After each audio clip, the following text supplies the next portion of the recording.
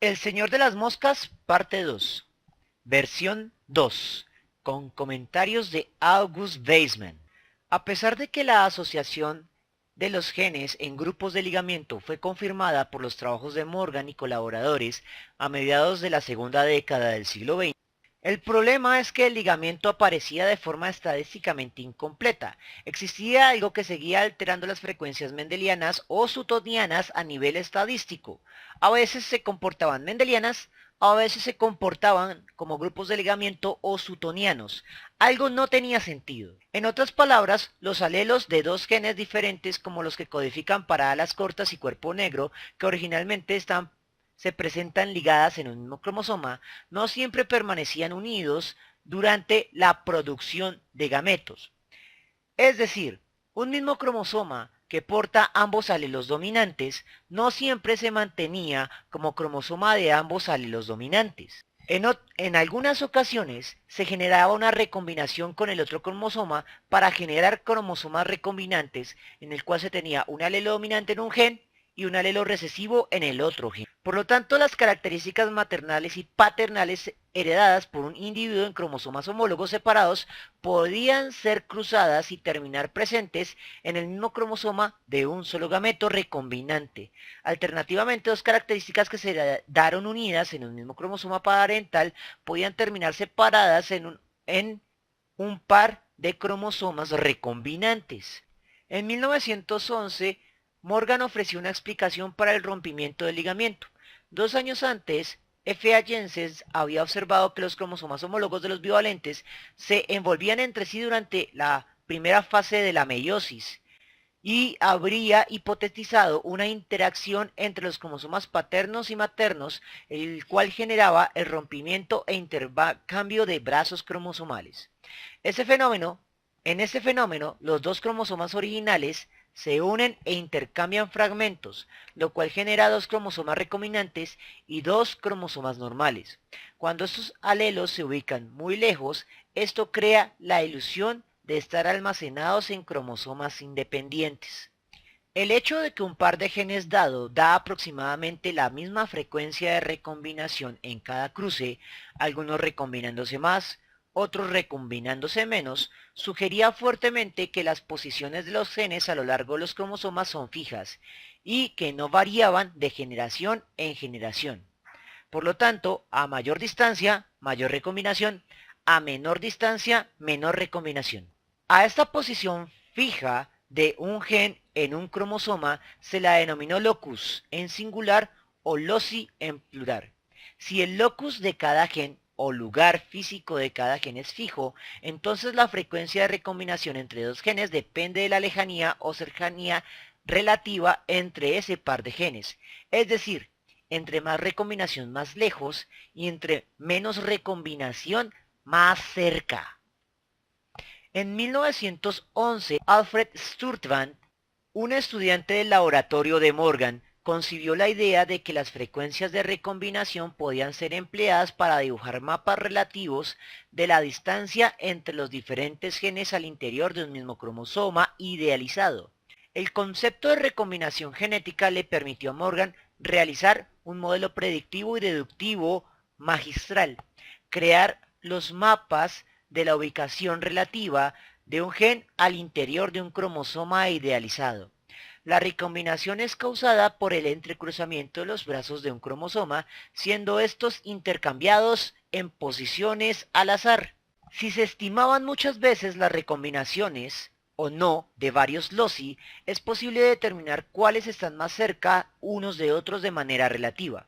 Y Alfred Sturtevant sería el primer investigador en crear un mapa de genes bajo la tutela de Thomas von Morgan en 1913. Morgan logró a través de la mosca de la fruta relacionar a los cromosomas con los patrones de herencia mendelianos, así como sus múltiples modificaciones. En 1915, los alumnos de Morgan, Alfred Sturtevant, Calvin Bridges y Hermann Joseph Möller, escribieron uno de los libros de texto que más influirían en la comprensión de la genética mendeliana y postmendeliana a nivel escolar y universitario, y fue denominado Mecanismos de Herencia Mendeliana. A pesar de que los trabajos de Weismann intentaron corregir las deficiencias darwinianas acuñando el término de neodarwinismo, no es hasta que Morgan identifica claramente el rol de los mecanismos internos de los seres vivos para diversificarse que el asunto no quedó zanjado en la forma en que lo entendemos actualmente. Una vez afianzado el modelo teórico clásico, Morgan procedió a retomar sus cuestionamientos contra Darwin y especialmente su problema con el concepto de selección natural. Estos cuestionamientos fueron depositados en un libro denominado Una crítica a la teoría de la evolución en 1906, en el que Morgan discutió preguntas tales como ¿la selección natural realmente juega un papel en la evolución? ¿Y es verdad que la selección natural tiene un poder creativo? Una de las principales conclusiones de Morgan es que la selección natural no tenía poder creativo alguno. Eliminaba las variantes que iban generándose espontáneamente a través de mutaciones puntuales. Ahora, aunque cada mutación puntual era un evento discreto, debido a que tienen un efecto menor en el fenotipo, por ejemplo, en la generación de gamas de color, a medida que se van eliminando ciertas gamas de color y apareciendo otras de manera espontánea, gradualmente una población va cambiando de una generación a otra, gradualmente y al mismo tiempo discretamente. Estas críticas a la selección natural procedían de la gran debilidad de la primera teoría de la evolución.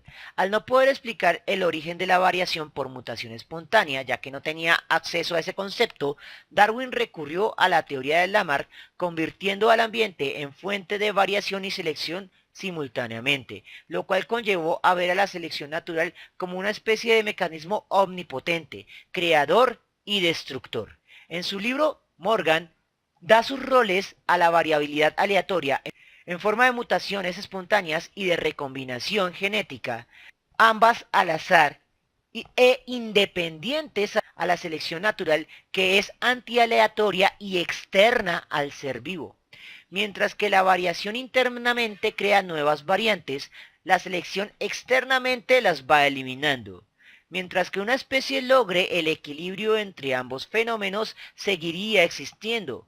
Pero si por ejemplo no se produce suficiente variación para responder a los cambios ambientales, la selección natural aplazaría a la población, generando el fenómeno de la extinción. La extinción es la clave en esta discusión. Esto se debe a que este mecanismo explica que a pesar de que los seres vivos son maravillosamente adaptados a sus ambientes, tienden a extinguirse constantemente. Más del 99% de las especies fueron un fracaso evolutivo y se extinguieron. Aunque una mutación es un salto, un evento discreto que puede ser concebible de manera antidarwiniana, algo opuesto a la gradualidad darwiniana. Una caja de colores finos nos sirve para resolver la paradoja. Aunque cada color individual es discreto con respecto a los demás, debido a que son tantos colores para un solo rasgo, se da la gradualidad. En genética esto implica que si un gen está dominado por decenas o cientos de alelos, es como tener una característica como color dominada por decenas o cientos de lápices de color diferente, que aparecen como mutaciones de salto, pero que en el conjunto generan una distribución gradual de tonos. Es decir, la conjugación de ambas teorías en una. Al mismo tiempo, la mutación es discreta, puntual, pero su efecto es gradual cuando se la asume con respecto a todas las variantes que existen en la población. Más que rechazar a la evolución, como sugería retóricamente el título de su obra de 1910, Una crítica a la teoría de la evolución, Morgan le dio su forma casi moderna a dicha teoría. Sin embargo, aún pasarían 2 décadas hasta que otros fenómenos relacionados se conjugaran y hasta que sus discípulos y estudiantes desarrollaran finalmente el núcleo matemático de la teoría sintética de la evolución. En las próximas lecciones analizaremos algunas situaciones matemáticas de los mendelianos, así como la extralimitación de la teoría mendeliana, antes de ahondar en las teorías evolutivas de la segunda mitad de nuestro curso de genética y evolución.